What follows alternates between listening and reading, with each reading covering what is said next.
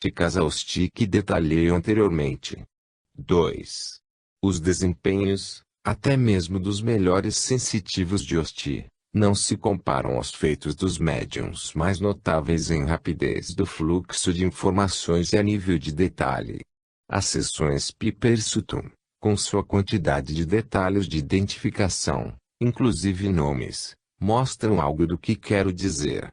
Ou ainda, o controle Odgson da Sra. Piper lembrou a um assistente Odgson vivo que, uma vez, usara as mesmas palavras ao lhe contar uma história. 3.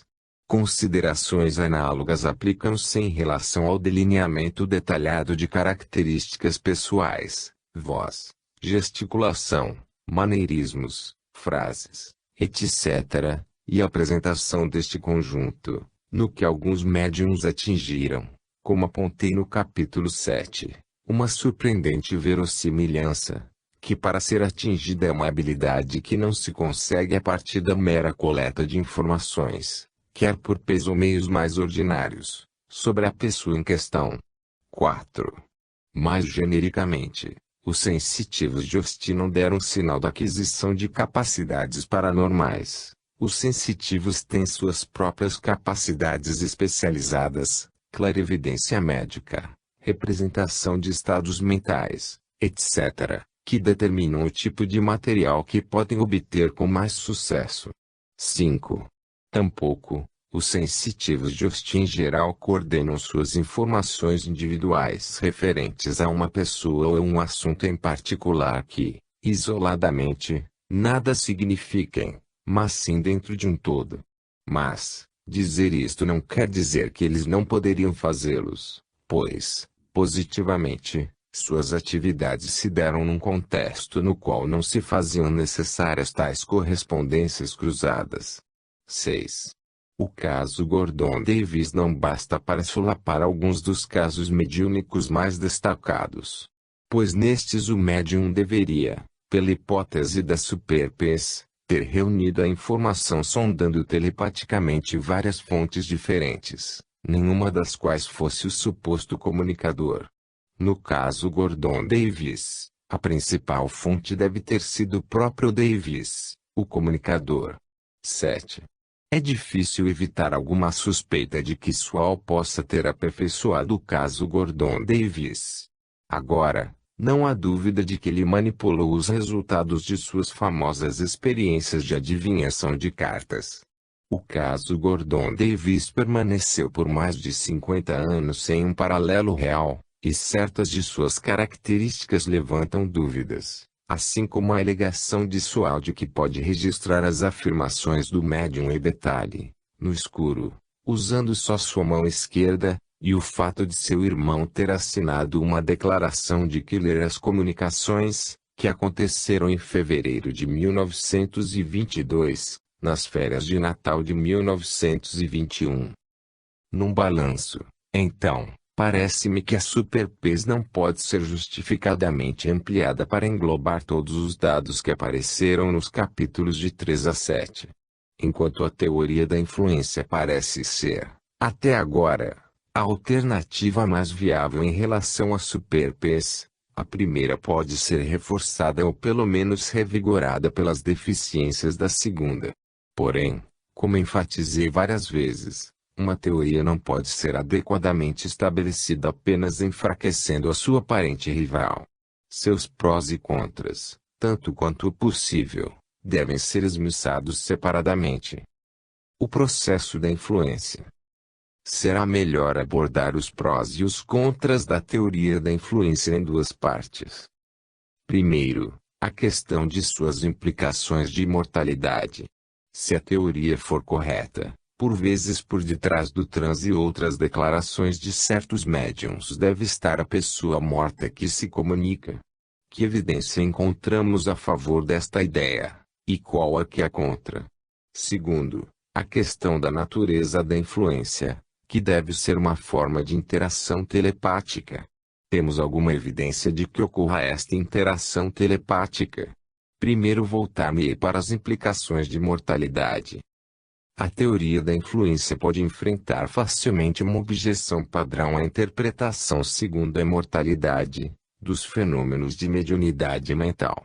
Refiro-me à queixa tão frequente que o falecido fulano, homem de mente incisiva e estilo de prosa distinto, não poderia ser responsável pelas resmas das monótonas bobagens que, alegadamente, escreveu, ou falou, por intermédio de um tal médium ou automatista. A resposta óbvia é que as asneiras vêm do médium, os lampejos de conhecimento e inteligência, se houver, vêm do comunicador. Em geral, esperaríamos, segundo a teoria da influência, que o conteúdo da escrita automática, frases ditas em transe, etc., limitar-se-iam a assuntos ao alcance do médium.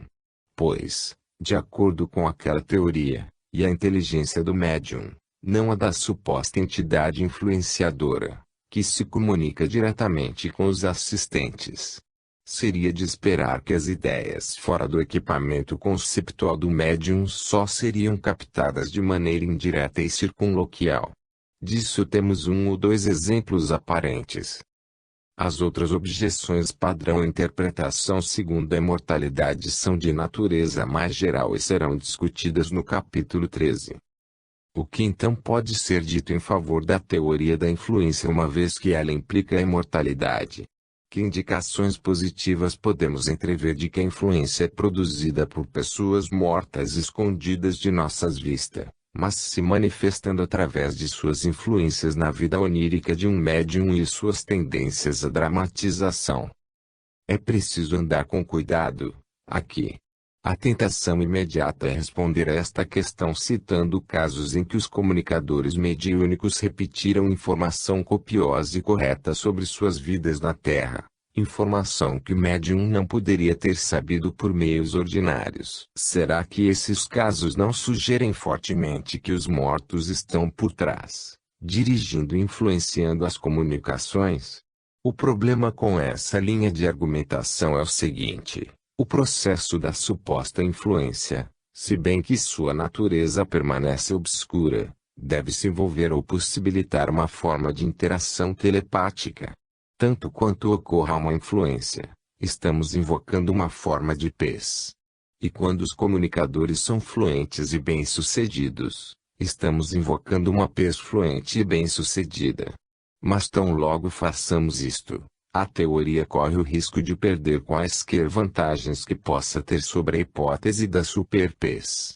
Pois se vamos postular uma pez fluente e bem-sucedida, por que não concordar que seja uma pez envolvendo só pessoas vivas, as que têm a informação que confirma as declarações do médium? Assim, não é tanto a quantidade e o detalhe do material repetido pelos comunicadores mediúnicos que nos farão procurar indicações de uma influência por um agente desencarnado, mas o modo pelo qual o material é modelado e desenvolvido.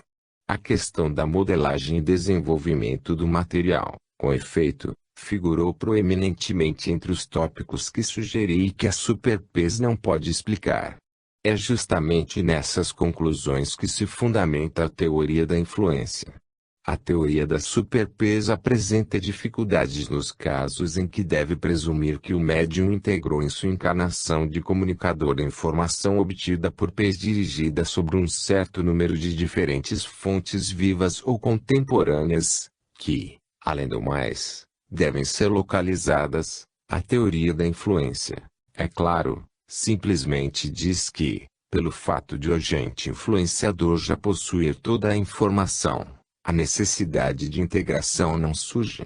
A hipótese da super-pez fica em dificuldades quando os comunicadores exibem capacidades intelectuais que não são do médium, pois a aquisição de tais capacidades não consiste simplesmente em aprender listas de fatos do tipo que a pez daria acesso.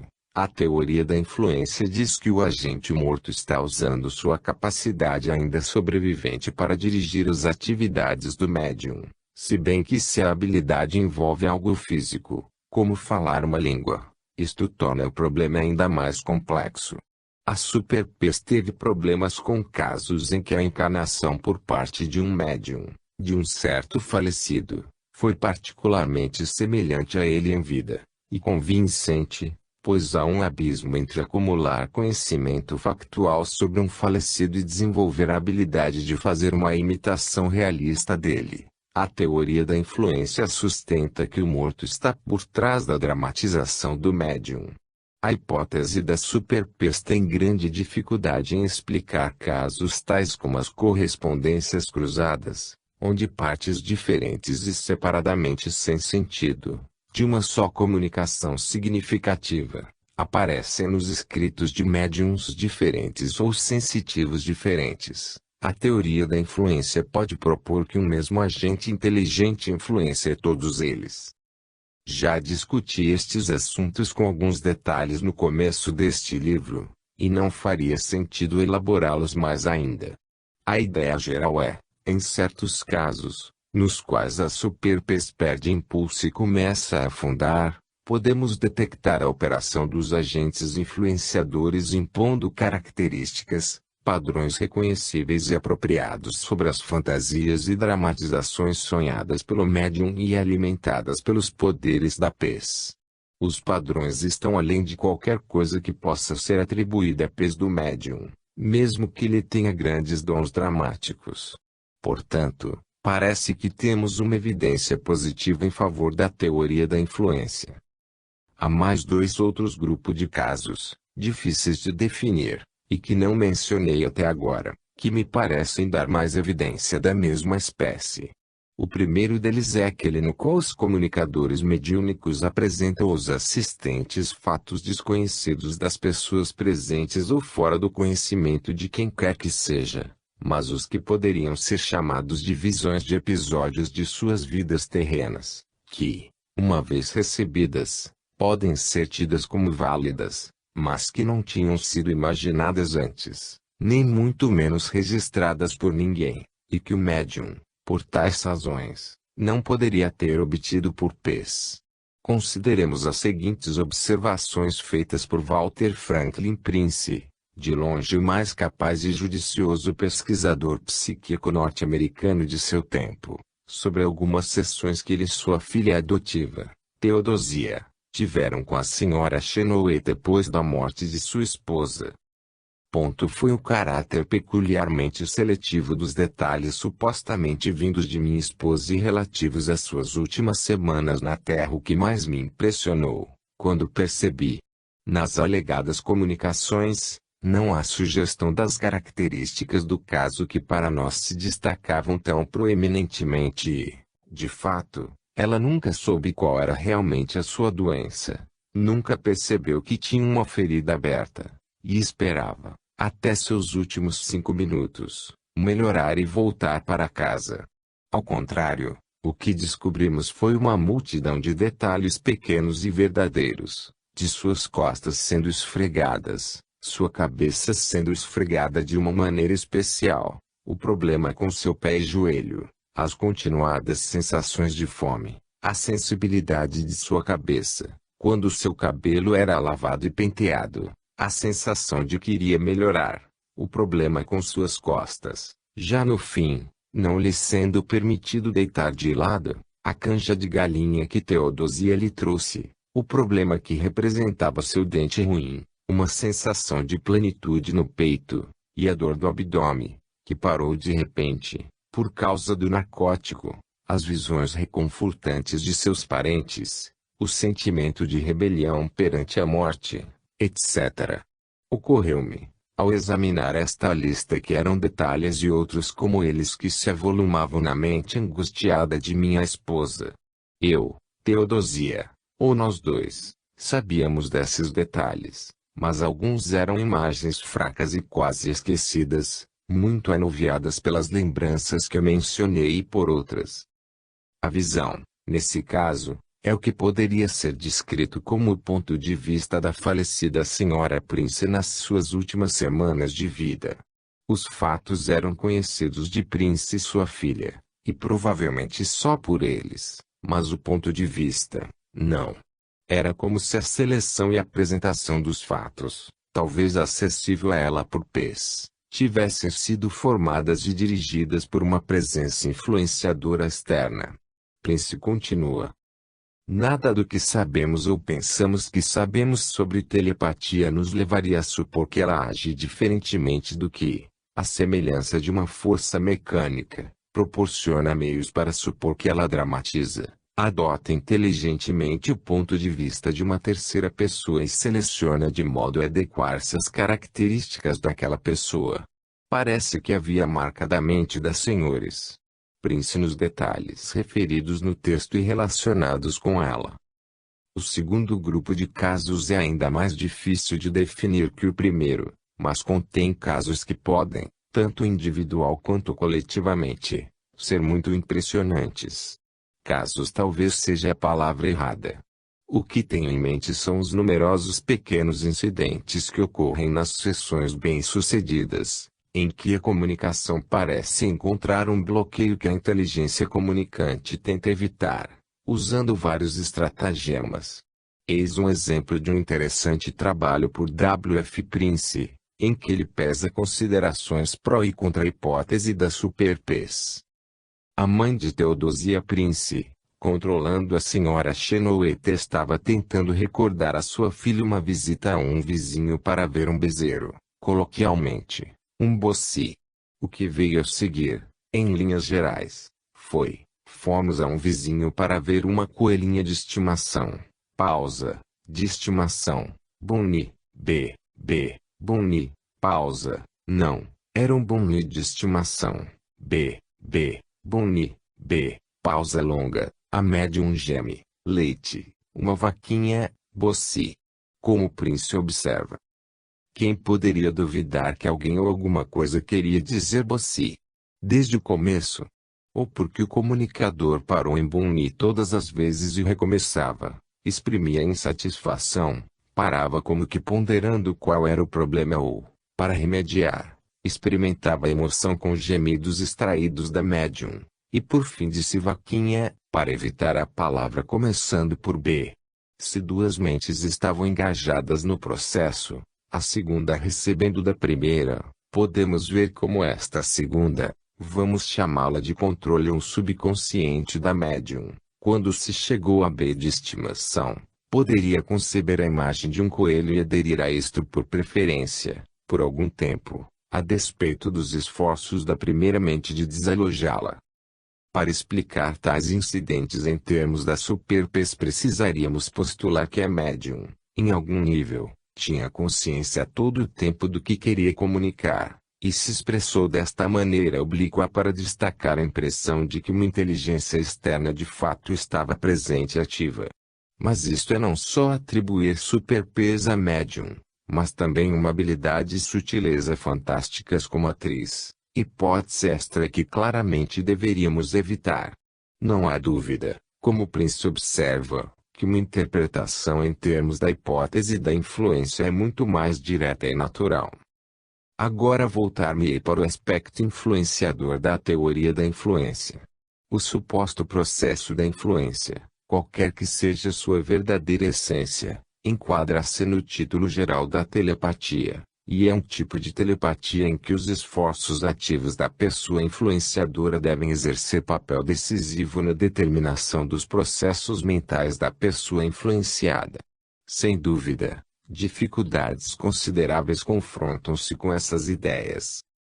A mais óbvia é, como apontei antes, que só temos pouca evidência experimental para sustentar a ideia de que a transmissão ativa de um agente telepático torna a recepção da mensagem algo mais verossímil. Claro que não foram feitas muitas experiências relevantes, mas também deve ser lembrado que os estudos da doutora Eloisa Rini dos casos espontâneos levaram-na a uma conclusão semelhante, se bem que discutível. Comunicações dos vivos. De importância neste contexto são os vários casos supostos de comunicação mediúnica dos vivos. É, para mim, um tópico potencialmente de grande interesse e importância que foi muito negligenciado pelos parapsicólogos ingleses e norte-americanos. Vários casos de tais comunicações estão espalhados pela literatura, mas só algumas tentativas foram feitas para colecioná-los e analisá-los.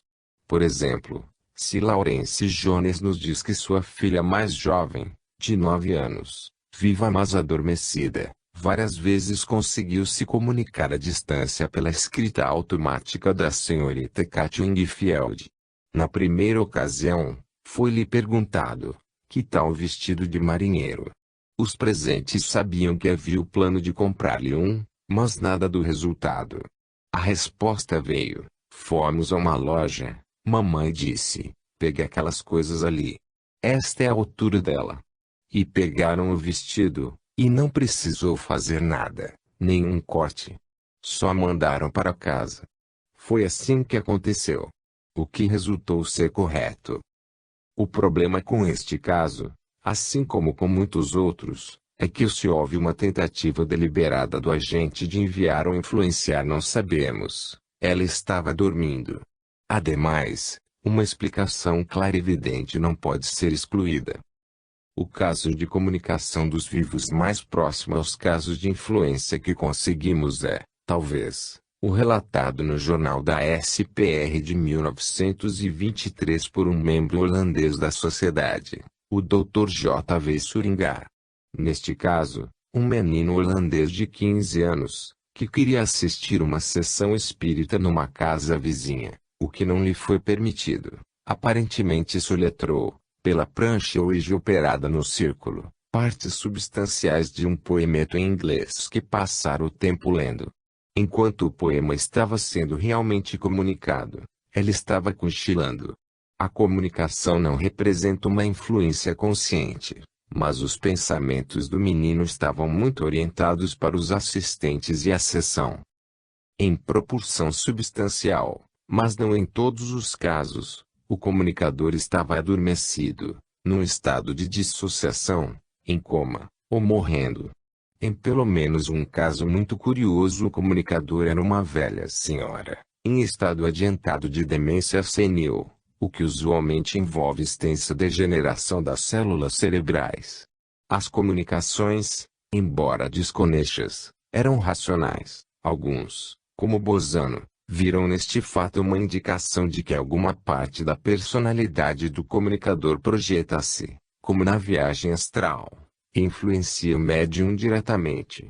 Seja como for, o triste fato é que nenhum destes comunicadores pôde, mais tarde, dar um depoimento de suas tentativas e experiências, de modo que temos pouca informação sobre a questão de estarem ou não deliberadamente tentando influenciar os médiums. E, como disse antes, resta a alternativa de que o médium obteve a informação por sua própria pesativa, isto é, lendo pensamentos ou por clarividência. Considerando tudo, no momento, há pouca evidência em favor da influência ou telepatia de agente ativo, mas isto pode ser devido à pequena quantidade de trabalho feito e à dificuldade de projetar experiências concludentes. Parece-me que valeria a pena empreender estudos de comunicação tentada por parte dos vivos, e se combinaria bem o recente interesse pelas experiências de desdobramento. Os resultados positivos dariam plausibilidade à teoria da influência, os negativos a enfraqueceriam, ao passo que outros tantos resultados minariam a interpretação da imortalidade, nos fenômenos mediúnicos. Por exemplo, se o médium se mostrasse capaz de construir um comunicador fictício a partir de fragmentos, cada um na mente de uma diferente pessoa viva. Tais resultados também se refletiriam na questão levantada nos capítulos 6 e 7, do possível papel da Sra. Verral em provocar algumas correspondências cruzadas e enigmas literários. Uma segunda dificuldade perante a noção da influência, enquanto forma de interação telepática, é, nos casos mais impressionantes de mediunidade de transe, comunicações verídicas dos comunicadores influenciadores podem vir com considerável fluência e podem passar informação verídica e detalhada. A fluência e o detalhe têm poucos paralelos, se os houver, na literatura de pesquisa espontânea e experimental. A telepatia em foco não tem todas as características de superpes, mas, ainda assim, é bem poderosa. Parece inevitável que teríamos de acrescer à teoria do eclipse um postulado que diga que depois da morte a capacidade de transmitir ou influir telepaticamente, e também receber por pesas mensagens que chamaríamos de retorno, são grandemente aumentadas.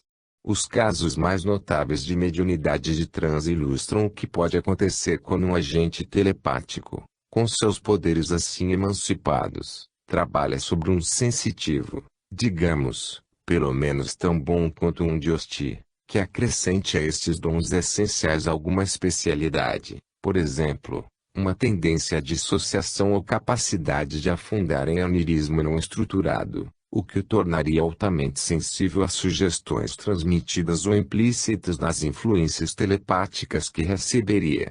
A proposição de que a morte pode desencadear um poder latente de influir pode parecer totalmente fantástica. Mas parece-me que uma interpretação da mediunidade de transe, segundo a imortalidade, envolveria suposições sobre o efeito liberador que a morte pode ter sobre a pez do morto. Há pessoas que em vida não mostraram dons especiais de telepatia, quer como transmissor, quer como receptor, parecem ter dado, depois da morte, excelentes controles ou comunicadores mediúnicos. B. Se há alguma forma de sobrevivência após a morte corporal, podemos dizer, com certeza, que não mais possuiremos nossos órgãos sensoriais. Se nosso estado pós-morte não for um de total isolamento, perdidos na prisão de nossos sonhos e memórias, se por vezes pudermos nos comunicar com amigos e parentes na Terra, ou com pessoas mortas, esta comunicação, por definição, virá sob o título de pez. Em suma, no capítulo 8 coloquei a questão sobre se os controles de médiuns de transe podem ou não ser pessoas mortas com quem alegam identidade, possuindo e operando o sistema nervoso do médium assim como o médium faz consigo mesmo. A evidência, conclui, sugere que não podem ser vistos sob esta luz. São mais provavelmente fases ou aspectos da personalidade do médium. Porém, é possível que estas fases da vida mental do médium, além de favorecer o exercício da pez comum, podem, por vezes, ser dirigidas ou influenciadas pelos mortos que dizem representar. Há características de casos aos quais seria muito fácil atribuir esta interpretação. Certamente a teoria da superps, de que em todos os casos os médiuns simplesmente dão o show por meio de seus dons dramáticos e de poderes de pez, pelas razões que detalhei, parece altamente implausível. Por outro lado, não consegui achar muita evidência para o tipo de telepatia de agente ativo que poderia estar envolvido no processo de influência, de modo que, no todo, me senti muito mais convencido das limitações da hipótese da superpez que da sustentabilidade da teoria da influência.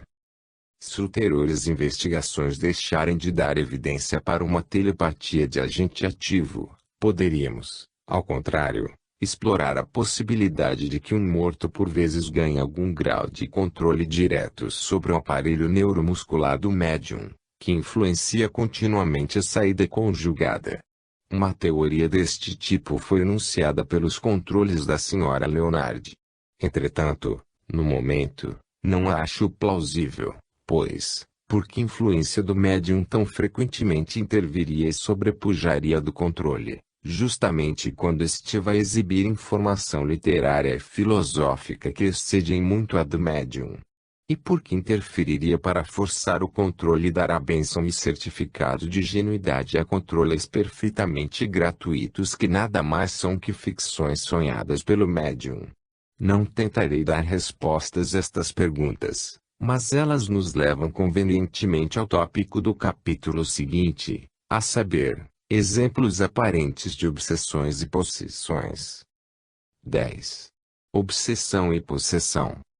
Argumentei, no capítulo 8, que as alegações tão frequentemente feitas pelos controles dos médiuns, de que operam diretamente o aparelho neuromuscular do médium, o que este, de ordinário, faz por si só, ao menos na grande maioria dos casos, não podem ser aceitas sem crítica. Os médiuns como que brincam de serem possuídos. Não quero dizer que não são honestos ou que são trapaceiros conscientes. Só quero dizer que todo o drama da comunicação e do controle, muito embora, às vezes, sirva como veículo de informação adquirida paranormalmente, é uma ficção entrelaçada, sabe-se lá com que fios, nas profundezas do ego. Será que há uma realidade que corresponde àquela que o transe mediúnico meramente simula, uma possessão que não é apenas uma representação? Em anos recentes, a possessão, que é considerada como uma variedade de doença mental, ou como uma ação diabólica, sofreu uma reinterpretação curiosa, que, se eles pudessem tomar conhecimento dela, entristeceria e abismaria os agnósticos vitorianos progressistas. Até mesmo temos, uma vez mais, religiosos, especialistas em exorcismo. A forma de possessão que eles têm de combater acima de tudo, ou antes, a forma que mais frequentemente é noticiada, e a diabólica, mas também aparecem casos de aparente possessão por seres humanos falecidos. Afortunadamente, para nossos propósitos, só esta é que precisamos considerar. Relacionados de perto com os casos de possessão, e na prática, difícil de discernir entre eles, estão os casos de obsessão. Nos casos de possessão, a suposta entidade intrusa desloca total ou parcialmente a vítima de seu corpo, e obtém controle direto sobre ele, presumivelmente, a mesma espécie de controle que a vítima tinha. Entender-se-á que falarei aqui de exterioridade do fenômeno, sem especular sobre sua causa subjacente. Em casos de obsessão, a vítima permanece no controle imediato de seu corpo, mas a entidade intrusa influencia sua mente. Estabelece uma relação parasítica com sua mente, pela qual, até certo ponto, pode ver o que ela vê, sentir o que ela sente, desfrutar de tudo tal qual a vítima. E também pode mudar o curso de seus pensamentos e ações para ajustá-los aos seus próprios desejos. O processo é comum, mas vagamente visto como telepatia recíproca. A vítima pode ter a sensação de estar sendo influenciada por outra personalidade, e alguns autores viram na obsessão a explicação de vários distúrbios mentais, inclusive fobias, desejos mórbidos, perversão sexual, súbitas mudanças de caráter, ilusões paranoides, explosões agressivas e alucinações. Casos de possessão e obsessão surgem de tempos em tempos, nos anais, tanto do espiritismo quanto da pesquisa psíquica. Foi particularmente popular entre os espíritas a série de casos detalhados pelo Dr. Carl Wickland, de Chicago, em seu conhecido livro, Church Years Among the Dead, 30 anos entre os mortos, 1924. Wickland acreditava que muitos casos de doença mental eram devidos à obsessão por espíritos de mortos apegados à terra. Seu método de enfrentar estes casos era induzir os espíritos obsessores, se necessário com choques elétricos, a deixar o corpo da vítima, entrar no corpo de um médium, a saber, a senhora Wickland, e então desalojá-lo por persuasão, peroração e ajuda de guias espirituais. O Dr. Wickland tinha uma personalidade forte, uma voz de comando e uma máquina de eletrochoque de dimensões assustadoras. Seu tratamento parece ter sido altamente eficaz. Infelizmente, não demonstrou interesse suficiente quanto à sua obrigação terrena em verificar as declarações do comunicador sobre si mesmo. Na grande maioria dos casos, ele simplesmente presumiu que como o tratamento funcionava, seu raciocínio estava basicamente correto, o erro clássico do psicoterapeuta. Seus copiosos registros fornecem pouca evidência sólida para sustentar suas teorias. Entretanto, aqui e ali, encontramos casos de obsessão que são de algum interesse parapsicológico. Por exemplo, alguns casos curiosos foram relatados no primeiro Congresso Internacional de Pesquisa Psíquica em Copenhague, em 1921, pelo Dr. Imagnin, de Genebra. Magnin cita, dentre outros, o caso de Madame M., 52 anos, que tinha tendência a sofrer quedas violentas e espasmódicas. Seu mal resistia aos esforços de 4 médicos. Aconteceu que uma tarde, na sala de espera de Magnin, esta senhora encontrou um médium clarividente que ela nunca vira antes. A clarividente contou depois a Magnin que ela vira perto da Madame M um homem autoritário, brutal e maldoso. Magnin deixou as duas senhoras juntas, e a médium, em transe, foi controlada pelo espírito do homem que acabara de ver. Alegou ser o pai de Madame M. Chamou-a de Louise, falou de uma briga imediatamente antes de sua morte, briga causada por sua recusa em vestir um casaco antes de sair. O pai mencionou Maurício seu genro, e René seu neto. Por fim, foi levado a um estado mental de arrependimento e concordou em deixar sua filha. Os nomes e fatos dados, muito embora desconhecidos para Magnin, estavam corretos. Quando a médium acordou, ela deu uma descrição acurada do velho e do casaco que precipitara a briga, e daí a morte do velho, e deu a data da morte dele como 17 de dezembro de 1913. A data real foi 19 de dezembro de 1913. E os sintomas de Madame M desapareceram. O caso Thompson Gifford. O caso de obsessão mais volumosamente documentado, e provavelmente o mais extraordinário de todos que foram sujeitos à investigação, é geralmente conhecido como o caso Thompson Gifford.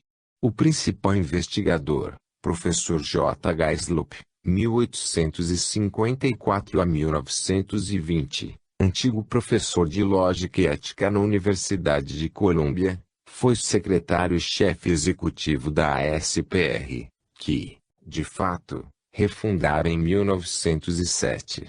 Um dedicado crente na imortalidade, ele era, sem dúvida, um defensor obstinado do registro e da publicação de todos os detalhes das sessões, investigações, etc., e seu relatório sobre o caso Thompson Gifford ocupa 469 páginas das atas da ASPR do ano de 1909. Como resultado de suas investigações, ele se convenceu de que certos sintomas de aparente distúrbio mental podem, por vezes, ser devidos à influência de espíritos obsessores.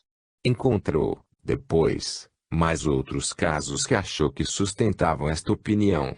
Investigou-os pelos métodos que tentara no caso Thompson Gifford.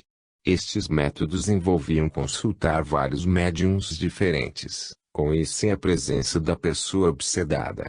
Cada um dos médiums deveria ver, por clarividência, as entidades obsessoras, serem eles mesmos controlados por elas, etc. Se as afirmações feitas por ou através dos vários médiums concordassem umas com as outras, e com os sintomas dos pacientes, Slope diagnosticaria uma obsessão verdadeira, e poderia aconselhar uma cura, sob essa hipótese. Depois da morte de Slope, seus experimentos foram assumidos por um colega, o Dr. Titus Bull, neurologista praticante em Nova York. Parece que Bull, eventualmente, deu o passo suplementar de dispensar qualquer contato direto entre paciente e médium. Ele agia como um assistente procurador em benefício da pessoa obsedada. Ora, se sob estas condições A. As entidades obsessoras se comunicaram e deram informação correta sobre si mesmas. B. Sem que o paciente soubesse, estas entidades foram convencidas ou forçadas a sair. C. O paciente se recuperou. Teríamos um caso apresentando severas e óbvias dificuldades para a hipótese da superpes. Não sei se algum dos casos de Bull satisfez a esses critérios. Os registros que foram publicados relacionaram-se principalmente ao período inicial. Ele parece ter tido, como Wickland, uma boa taxa de sucesso. Infelizmente, e também como Wickland, ele tinha uma tendência a aceitar o mero fato da cura como sustentando sua teoria. Não se desviou do caminho para verificar as declarações dos comunicadores sobre si mesmos. Mas, voltando ao caso Thompson Gifford, A pessoa obsedada aqui era Frederick L. Thompson, com 36 anos no início dos eventos. Thompson tinha a profissão de ourives, e ocasionalmente mostrara algum talento para o desenho. Durante o verão e outono de 1905, foi muitas vezes tomado por impulsos de desenhar e pintar a óleo. Enquanto pintava, sentia e observava para sua mulher, o que ela confirmou, que ele era um artista chamado Robert Swain Gifford, 1804 a 1905, que encontrara brevemente umas poucas vezes, mas de cujo trabalho ele nada conhecia. Em janeiro de 1906, ele foi a uma exposição das obras de Gifford, e ali soube, pela primeira vez, que Gifford morrera há um ano. Enquanto olhava um dos quadros, uma voz disse: "Você está vendo o que fiz?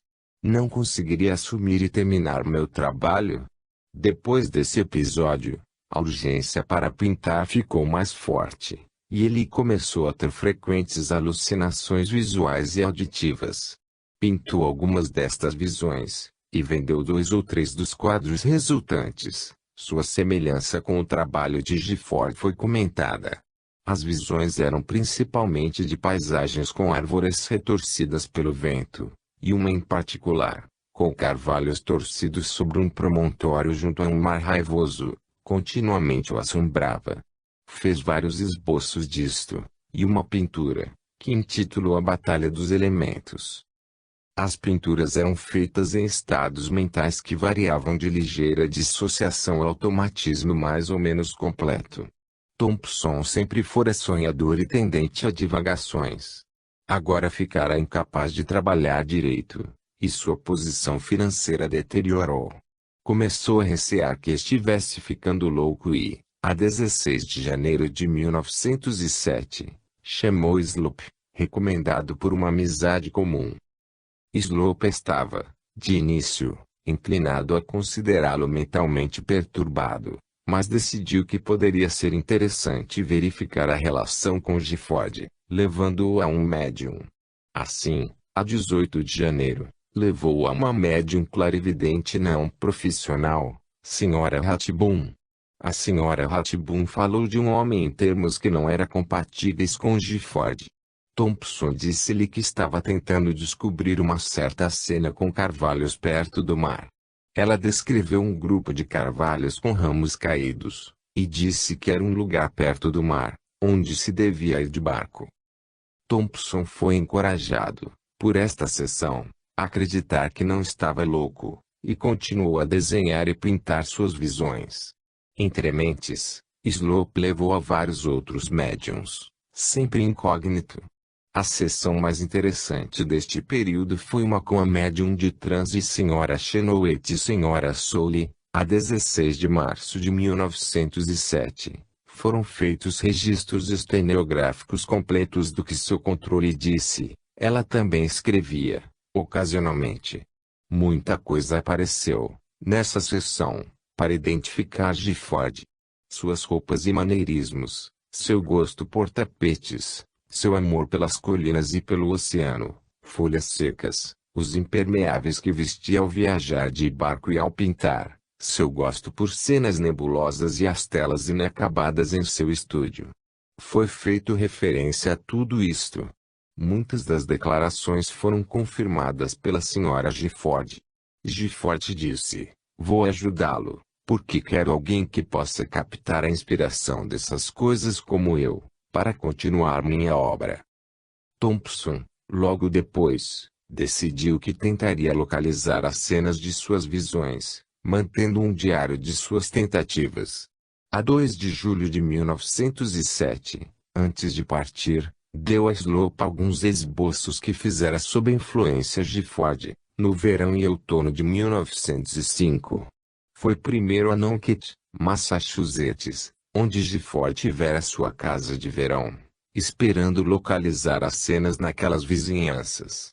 Foi ali que soube, a Sra. Gifford deixou ver o estúdio de seu falecido marido, que muitas daquelas paisagens eram das Ilhas Elizabeth, ao largo da Baía Buzzard, Massachusetts, e especialmente da Ilha Nauson, onde Gifford nascera. Portanto, zarpou para essas ilhas. O resultado de sua viagem pode ser assim sumariado. 1. Thompson descobriu, sobre um cavalete no estúdio de Gifford, uma pintura que correspondia em detalhes inconfundíveis com um esboço seu, feito a partir de uma visão, que estava entre os que deixara com Slope. Slope apresenta fotos de ambos em seu artigo, com uma carta da Sra. Thompson que deixa claro que Thompson não poderia ter visto aquela pintura em nenhuma ocasião anterior. Depois Thompson achou a cena original na ilha Nassauena, e pintou-a ele mesmo. Também no estúdio de Gifford estavam dois outros quadros que Slope descreve como idênticos esboços anteriormente feitos por Thompson, esboços, porém, que não estavam dentro os depositados com Slope. As fotografias dos quadros de Gifford, reproduzidas como figura 19 de Slope, são tão pequenas e más que não podem garantir por si sós a semelhança. 2. Thompson descobriu os cenários reais correspondentes a vários dos esboços que deixara com Slope. Ele fotografou os cenários. As fotografias, tais como reproduzidas por Slope, não são de boa qualidade, e alguns perfis foram retocados. No caso de um grupo de árvores perto de Nanquit, a semelhança entre a conformação das árvores no esboço e na fotografia é excepcionalmente boa. Em outros casos, porém, a semelhança é muito menor, e eu hesitaria em confiar nela, mas deve ser dito que, por tudo que pode ser comparado entre desenho e panorama, que aparecem numa foto branco e preto, a semelhança pode impressionar. 3. Thompson também localizou, ou acreditou ter localizado, outros panoramas de suas visões. Achava que era guiado até eles. Enquanto estava examinando e esboçando uma determinada cena, um grupo de árvores na ilha Nausum, ouviu uma voz dizer-lhe para procurar do outro lado das árvores. Achou as iniciais de Gifford esculpidas com o ano 1902. Slope depois examinou a inscrição, não era recente, e fotografou-a. 4. Na mesma ilha, Thompson localizou e pintou o grupo de carvalhos retorcidos num promontório junto ao mar, o grupo de seus primeiros quadros intitulado A Batalha dos Elementos. Um antigo esboço disto fora deixado com Slope. A pintura da visão e a pintura da realidade assemelhavam-se bem de perto. Thompson voltou à ilha com Slope e, depois de muita dificuldade, relocalizaram o ponto. Slope tirou algumas fotografias que mostram claramente detalhes dos ramos torcidos e caídos. Infelizmente, não tirou fotos mostrando todo aquele lado do promontório representado nas pinturas, mas gastou o restante do filme tirando fotos de perto dos carvalhos de um outro ângulo. Assim, as correspondências entre o panorama e os esboços das visões precisam ser elaborados mentalmente, ao invés de se evidenciarem de imediato pela visão.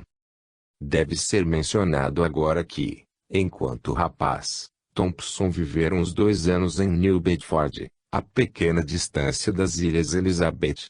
Ele afirmou, e nunca houve razão séria para questionar sua veracidade sobre este ou qualquer outro aspecto do caso, que jamais visitara as ilhas, e a verdade de sua afirmativa foi confirmada por sua mãe, sua irmã e sua esposa.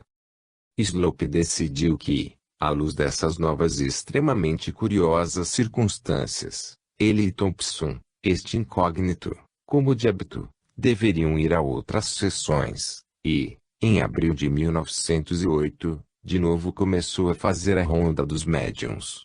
Desgraçadamente, nada obtiveram de interessante antes do meio de maio, ponto em que versões confusas das histórias vazaram para a imprensa, e poderiam ser recolhidas e representadas pelos médiuns.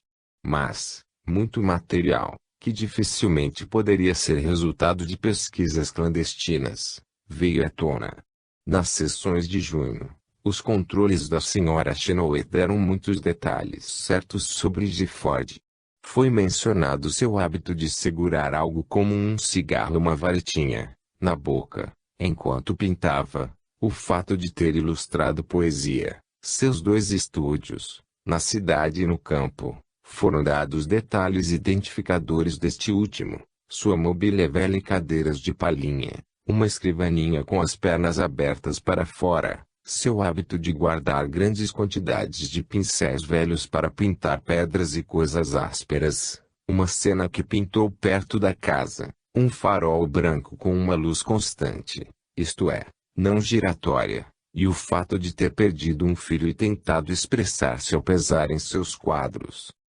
Na sessão de 5 de junho de 1908, o próprio Gifford propôs controlar a Sra. Chenoweth, e perguntou se Thompson se lembrava de um incidente, quando ele estava numa ponte e, olhando para a água, viu nela imagens como reflexos, que o inspiraram como um grande desejo de pintar. Thompson, de fato, tivera uma tal experiência quando esteve numa ponte da ilha Nauzon. Gifford de novo assumiu ostensivamente controle e mostrou conhecimento das alucinações de Thompson, numa sessão de 9 de dezembro de 1908, com outra médium de transe, Sra. Meade. Gifford escreveu: Oceano, sim, sim, sim. Desenhou o que parecia uma pilha de pedras encimada por uma cruz, e então escreveu: meu nome está nela, meu nome está nela. Mais de um mês antes da sessão, Thompson achara esta cruz junto ao mar. Era parte dos destroços de um navio naufragado, e vira nela as iniciais de Gifford, RSG. Quando se aproximou do navio, as iniciais se apagaram. Ele, porém, ficou tão impressionado que pintou a cena, e descreveu o incidente numa carta à sua mulher, carta esta que chegou às mãos de Slope antes da sessão de 9 de dezembro. Nenhuma das médiuns, aliás, deu o nome inteiro de Gifford, mas a Sra. Meade escreveu suas iniciais, primeiro como RGS e depois como RSG. Não me parece que a teoria da fraude ou do acaso possam ser aplicadas satisfatoriamente ao caso de Thompson e Gifford, quer pensemos só nas visões de Thompson, ou em todo o complexo de outros fenômenos, as pinturas, as sessões mediúnicas, etc., associadas a elas. 2 explicações das visões de Thompson poderiam ser dadas do ponto de vista da hipótese da superpes. A primeira exigiria que supuséssemos que, por um bom tempo antes da morte de Gifford, Thompson tivesse estado bem próximo e frequente contato extrasensorial com ele. Deve-se lembrar que tinham se encontrado, e tivesse armazenado, para uso subsequente, as múltiplas imagens assim obtidas. Há algo que sugere, em certos casos de pes espontânea, poder haver um retardamento de algumas horas entre a recepção de uma impressão extrasensorial e sua emergência no consciente. Mas não sei de nenhum caso com tanto retardamento e número de impressões como os que podemos encontrar no caso Thompson-Gifford. Acho, portanto, que se deve rejeitar esta versão da superpes. A segunda versão possível da superpes seria mais ortodoxa, postulando que Thompson adquiriu conhecimento clarividente das telas, ainda no estúdio de Gifford, tomou ciência, telepaticamente, talvez a Sra. Gifford, dos lugares preferidos de Gifford, investigou-os clarividentemente e selecionou deles, como temas de visões recorrentes, o tipo de local que agradaria a um pintor. A única coisa que posso dizer em favor desta hipótese fantástica, para o que os anais da PES não oferecem paralelo, é que pode parecer menos fantástica que sua principal competidora, a teoria da imortalidade. E isto não me parece razão suficiente para aceitá-la. Assim que passarmos a considerar outros aspectos do caso, ambas as formas da hipótese superpes encontram mais obstáculos. Primeiro, o problema do estilo e da técnica das pinturas. Talvez seja o menos sério dos problemas. A semelhança de tema entre as pinturas de Thompson e de Gifford era óbvia para todos. Quanto a haver ou não uma semelhança subjacente de estilo e técnica, as opiniões especializadas diferiam, e talvez seja mais seguro dizer que poucos especialistas acreditavam que as pinturas de Thompson eram as de um homem que começara a pintar havia pouco tempo, e que não teve nenhuma educação artística. Mas não havia dúvida de que assim era. Era sabido, entretanto, que Thompson sempre teve talento para desenhar, e dificilmente podemos definir os limites do possível em relação a um súbito florescimento artístico. Um problema mais sério é o da motivação. As finanças de Thompson sofreram severamente por causa de seu insopitável impulso de desenhar e pintar, e era um homem casado. Nenhum impulso assim incontrolável cruzara antes sua mente. Poderíamos dizer que estava fermentando em seu inconsciente durante anos antes da morte de Gifford, e que sua morte, da qual Thompson não tomou conhecimento por um ano, foi captada e inconscientemente utilizada como desculpa para extravasá-lo. Mas estas proposições sobre acontecimentos no inconsciente são tão inverificáveis quanto histórias sobre o outro lado de Nenhures, parecendo-me o tipo de especulação estéril com que, como argumentei no capítulo 1, deveríamos evitar nos enredar. A complexidade se desdobra se levarmos em consideração as afirmações feitas pelas várias médiums. Muito embora várias das sessões fossem tediosas e mal-sucedidas, certamente parece-me que em outras foi passada a informação correta sobre Gifford, informação nem sempre conhecida dos assistentes. Foi também demonstrado conhecimento das visões de Thompson. As médiums devem ter catado telepaticamente o pensamento de Gifford a partir da mente de Thompson, e então deveriam ter localizado por telepatia e por clarividência outras fontes de informação sobre ele. Não há dúvida de que a hipótese da superpes, aplicada a esse caso, como a outros, é canhestra, e não só por causa da complexidade. Se a teoria da imortalidade fosse aceita, simplificaria imensamente as coisas. O problema com a teoria da imortalidade não é exatamente sua canhestrice, mas o conflito com outras áreas de nosso conhecimento, e uma indefinição subjacente em certos tópicos cruciais.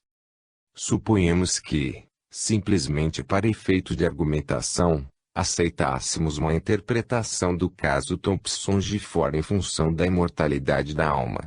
A questão óbvia seria: que tipo de relacionamento seria de se esperar entre a entidade obsessora, o falecido Gifford, e sua vítima voluntária, Thompson?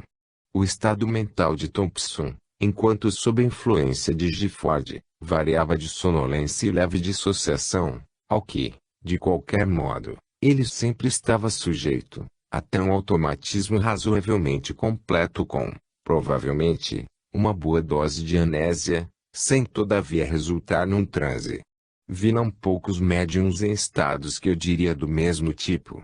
Poderia ser proposto, pelas razões mencionadas em capítulos anteriores, que influências extrasensoriais emergem prontamente no consciente ou transformam-se em ação quando o sujeito está num estado mental onírico ou dissociado, e pode também ser proposto, muito embora seja altamente discutível, que, em algumas pessoas, tal estado pode ser acompanhado por uma resposta mais elevada à sugestão. Combinemos estas noções como a telepatia recíproca entre o médium e a entidade desencarnada, e poderíamos supor que o médium simplesmente capta o que a entidade desencarnada imagina, ou poder-se-ia designar a esta um papel mais ativo de injetar material no sonho do outro. E de novo chegamos a ver o processo de comunicação como a teoria da influência, que esbocei nos capítulos anteriores.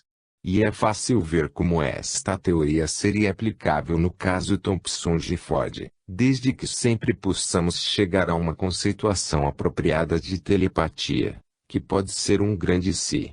A única diferença entre o caso Thompson-Gifford e muitos casos de mediunidade mental seria, primeiro, que Thompson foi influenciado por apenas uma entidade desencarnada e, segundo, que a influência manifestou-se tanto como alucinação sensorial como em automatismo motor. Se considerarmos o caso Thompson-Gifford nestes termos, não há questão sobre ser um verdadeiro caso de possessão, o controle direto do sistema neuromuscular de uma pessoa viva por uma pessoa desencarnada. Possessão. Haverá casos que sugiram uma possessão verdadeira.